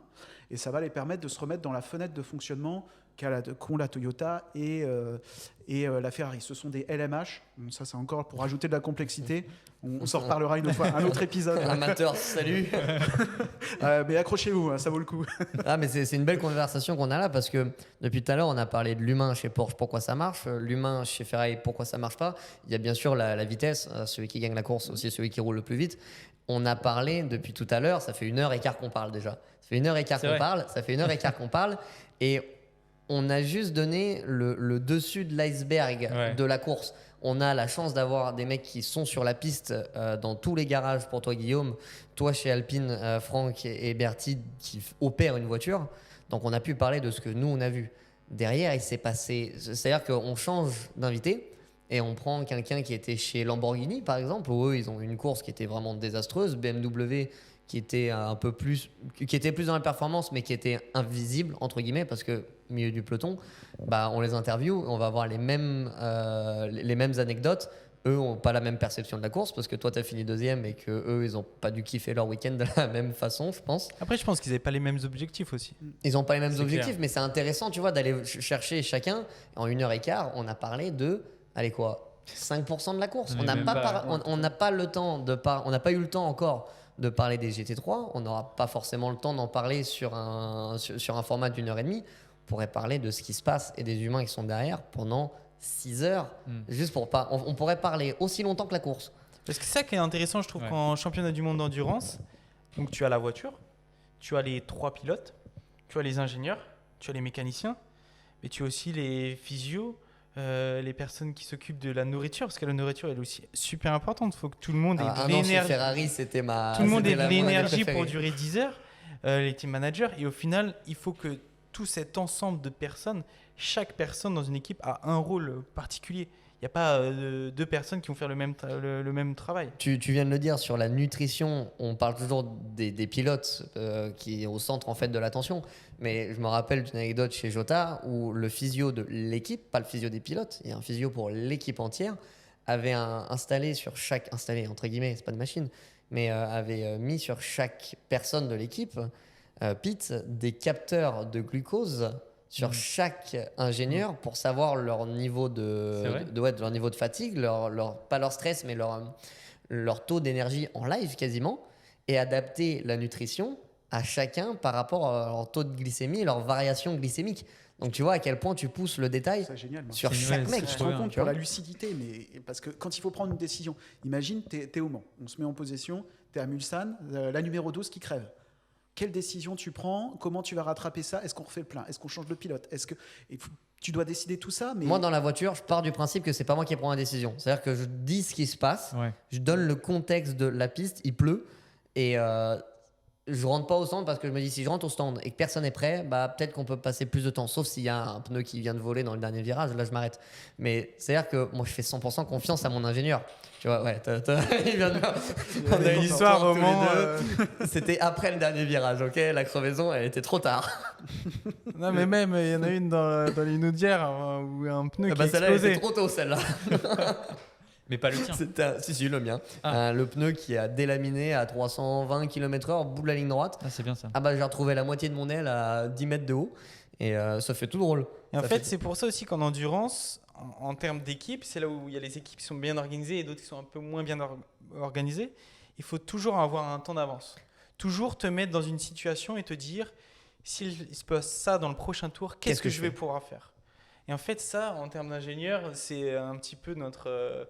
on pense à ça tous les jours. Plan A, plan B, Voilà. plan C. Quoi. On dit, ok, prochain tour, il y a un drapeau jaune. Prochain tour, il y a un pneu qui explose. Prochain tour, il y a un moteur qui ne marche pas. Qu'est-ce qu'on va faire en fait? Et ça, c'est super important de penser parce que si tu es premier et qu'il ne se passe rien et tu te relaxes, tu peux pas en fait. Tu es toujours en constante réflexion de c'est quoi la prochaine étape. Et là, ça, c'est super important. Tu nous parles de la prochaine étape. La prochaine étape pour vous, c'est Imola, c'est dans un mois. Est-ce que toi, tu as déjà ton plan quasiment d'action qui est presque établi? Tu as appris déjà ce qui s'est passé la semaine dernière, parce qu'on est quand même frais, on n'est que 3 jours après la course. Est-ce que tu as déjà établi ce que tu voulais faire, tes objectifs pour la semaine prochaine?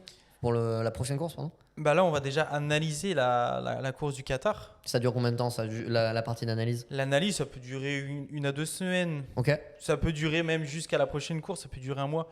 En fait, on va analyser, voir, se focaliser sur les parties où on a perdu du temps. En fait, ça sert à rien de se focaliser sur le positif, on va se focaliser sur le négatif. Ça c'est fort parce qu'on dit toujours l'inverse. Quand tu écoutes un athlète, non, mais on va prendre le positif. Il vient de nous dire l'inverse. On va prendre le négatif et on va l'améliorer. C'est ça. Et en fait, on va voir là où est-ce qu'on a perdu du temps, qu'est-ce qu'on peut faire de mieux. Et en fait, sur ces choses-là, on va travailler dessus, analyser les données, la stratégie, les pilotes et tout ça. Et on va se dire, ok, la prochaine fois, il va falloir qu'on essaye de faire ça différemment pour justement améliorer ce qui n'a pas bien marché au Qatar. Donc là, tu vois que c'est un vrai ingénieur parce que la base du problème, c'est quand même de résoudre des problèmes. Donc, Ouais. on en trouve, on a des problèmes, on va les résoudre. Exactement. C'est vraiment ça l'objectif. Et c'est marrant comment tu... Il y en a qui trouvent des problèmes aux solutions, mais lui c'est l'inverse. Tu vois. Il trouve des solutions aux problèmes. C'est bien, il fait son boulot. C'est pour ça que ça marche. C'est pour ça que ça marche. On a parlé du coup de cet humain et à mon avis BMW ils n'ont pas la même approche parce qu'ils n'ont pas fait la même course. Donc peut-être qu'ils vont solutionner d'autres trucs. Tu as eu 3 mois pour préparer ton hiver, vous. L'avance que vous avez pris en début d'année, eh ben, il va être difficile à rattraper sur la fin. Quoi. après, le championnat, il va être long. Il y a encore 7 courses à participer. Des courses longues. Donc, il va falloir scorer à chaque course. Mais je pense, comme je disais tout à l'heure, Lamborghini, BMW ou Alpine, ils ont des objectifs complètement différents de Toyota, Ferrari et Porsche. Alpine qui a fait une course de ouf en Ouais, arrivant, Alpine, super première impressionnant, course. Je sais pas comment ça s'est vécu de l'intérieur pour toi, mais nous de l'extérieur on était trop contents. Quoi. C'était en fait c'était agréable. Ce qui était agréable, pardon, c'est que c'était assez serein. Signatec est quand même une équipe qui participe au championnat du monde d'endurance depuis sa création, encore une fois. Signatec c'est l'équipe qui s'occupe C'est- d'Alpine c'est l'équipe dans le qui championnat du exploite. monde.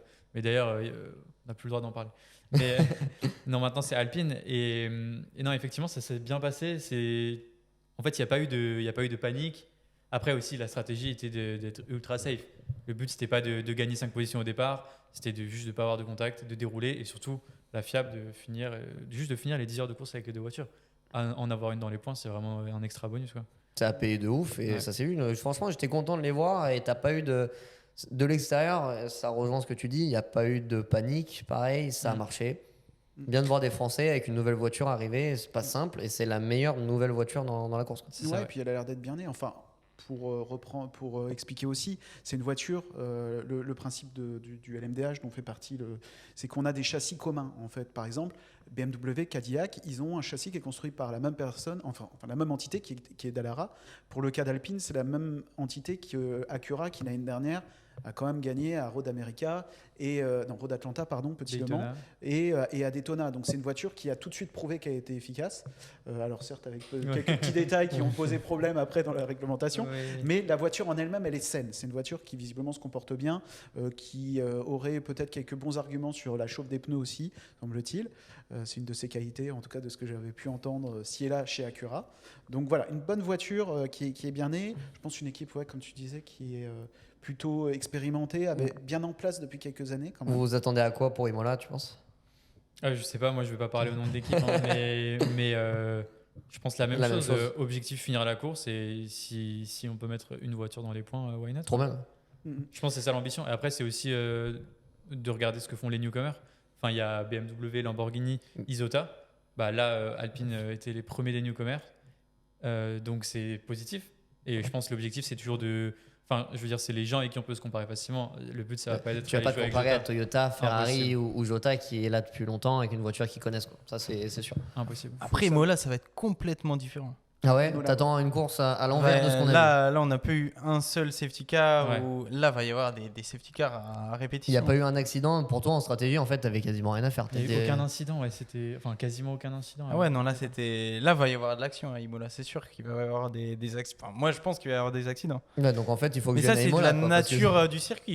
Il faut venir voir. Ça va être. ça va être une Là, belle pour course. le coup, les track limits, tu prends pas une pénalité. Tu te pénalises tout seul. Ouais. Bah, c'est il clair. n'y a pas de sortie de piste à Imola. C'est une piste. Ceux qui ont eu la chance d'y aller, c'est une piste qui est au milieu d'une ville. Littéralement, vous êtes au milieu de la ville, vous passez entre des maisons presque. Hein. C'est une piste à plein temps, elle est toujours là. Mais vous êtes à l'ancienne, quoi. Tu sens une histoire quand tu arrives sur la piste. Et là, d'avoir Ferrari, Lamborghini en GT et en hypercar à Imola, à mon avis, il va y avoir une ambiance, mais de malade mental. C'est clair, ouais. Ouais. Tu parlais de Lamborghini tout à l'heure, tu disais qu'ils ont eu une course désastreuse. Je serais pas aussi catégorique dans le sens où ils sont à l'arrivée, ils ont accumulé des kilomètres, je crois qu'ils ont eu un problème de suspension, si je me trompe pas. La voiture, elle est quand même neuve de A à Z, c'est un châssis Ligier à la base qui courait pour la première fois en compétition. Le fait qu'ils soient à l'arrivée, sans avoir eu des graves soucis, d'avoir accumulé les kilomètres, je pense que c'était leur objectif. C'est sûr, par rapport aux autres, c'est moins bien. Mais il ne faut pas oublier que. Ah, t'es dans le championnat du monde, donc c'est le plus. Le problème, c'est quand tu vises un truc qui est pas top, on te voit pas, quoi. Bah voilà, On te c'est voit ça. pas, c'est ça qu'il faut. Tu sais, comme quand tu étais à l'école, tu avais ceux qui avaient 19 sur 20 tout le temps en maths. Toi, tu étais content avec ton 12 sur 20. Mais en Et fait, personne t'a vu, quoi. Tes parents ne te disaient pas bravo à la fin, quoi. C'est Voilà, ça. c'est un peu pareil. Mais Ouais. pour l'instant, c'est ça. Mais il faut, pareil, on construit sur le long terme. Chez Lamborghini, ils sont là pour quelques années. Il y a encore à construire une équipe aussi, une façon de travailler. Donc, je ne serais pas aussi sévère avec eux. Je suis un peu plus sévère, par exemple, avec Isota Frassini. Ouais, mais bon, ça, c'est un autre sujet complètement à part, je crois, les autos Frassini. Je suis bien. C'est un projet qui est, moi, je trouve ambitieux et culotté. Mais ils sont. Un moi, je projet vois- qui est bancal pour moi, je Voilà. veux le dire. Hein. C'est un Voilà. projet qui est né un peu de travers, qui a tapé du pied. On pourra en revenir longtemps sur le sujet. mais- Calmez-vous, messieurs. Oh, non, je me calmerai pas. De toute façon, je pense qu'on a vu à l'écran que il n'y a pas grand chose à espérer pour une voiture qui est quand même rentrée sur la piste en février, je crois, 2023. Donc l'Alpine est arrivée sur la piste 6 mois après. Tu vois une différence de performance. Moi, j'en attends rien. Mais par contre, ce qui est intéressant, c'est que tu me dis que la course à Imola, elle va avoir rien à voir. Et aussi bien, on peut se retrouver avec une Cadillac qui gagne, Porsche qui sera quand même dedans, Toyota, si Je ça pense se qu'ils seront trouve, mieux. pour moi, Je pense qu'ils seront mieux. Ouais. Toyota, ça se trouve pas mieux parce que la voiture est lourde et qu'elle ne convient pas plus à cette piste-là. Après, je ne sais pas. Si ça se trouve, ils vont avoir de la stratégie qui va faire que ça va les mettre Il devant. va y avoir Ils peuvent beaucoup plus profiter. de stratégie. Là, il y avait trois voitures dans le même tour seulement, après 10 heures de course. Là, je pense qu'il y aura 10 voitures dans le même tour après 6 heures. Et puis tu pars sur 6 heures. Est-ce que tu pars différemment sur 6 heures que sur une course de 10 heures, toi qui as été pilote par Bon, exemple dans la voiture, tu l'abordes un peu de la même façon parce que si tu rentres dans la voiture pour 1, 2 ou 3 relais, c'est la même chose.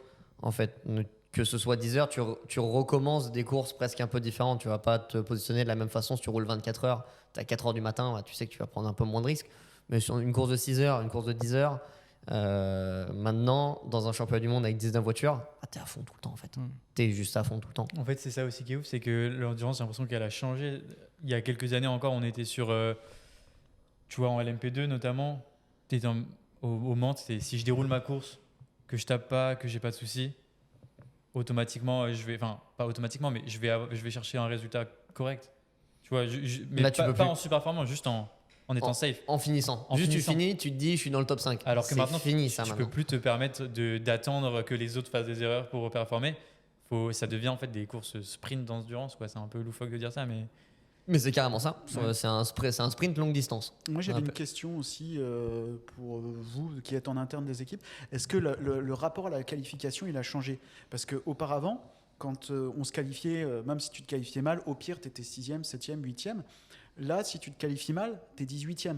Est-ce qu'aujourd'hui, la track position, comme disait, c'est Makowiecki qui me parlait de ça, est-ce que la position sur la piste au départ, elle va devenir vraiment stratégique?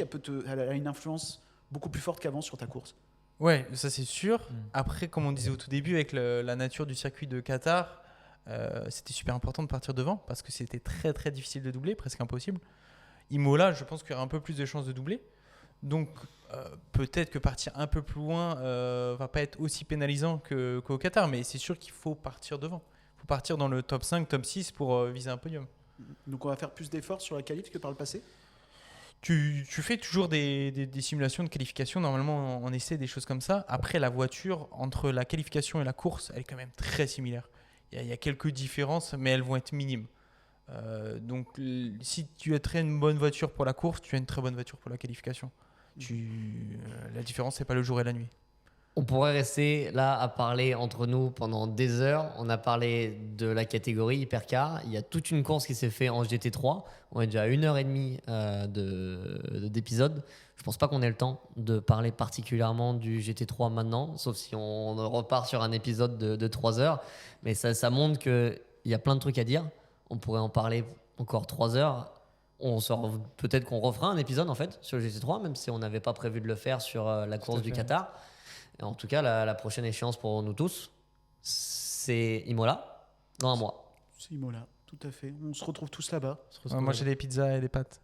Ouais, moi ça me va. Écoute, je serai soit aux antennes de l'équipe pour ma part, soit avec vous sur le plateau, sur la piste. Peut-être les deux. Peut-être les deux, on verra bien. Mais en tout cas, content d'avoir eu tout le monde ici, content d'avoir échangé sur des perspectives différentes. Comment est-ce que chacun d'entre nous a vécu la course à 4 endroits différents. Et puis on va se retrouver pour d'autres épisodes au cours de la saison. Avec grand plaisir. c'était super cool. Ouais. Avec plaisir. Ouais, et ben voilà, c'est la fin de notre premier épisode, 3e relais.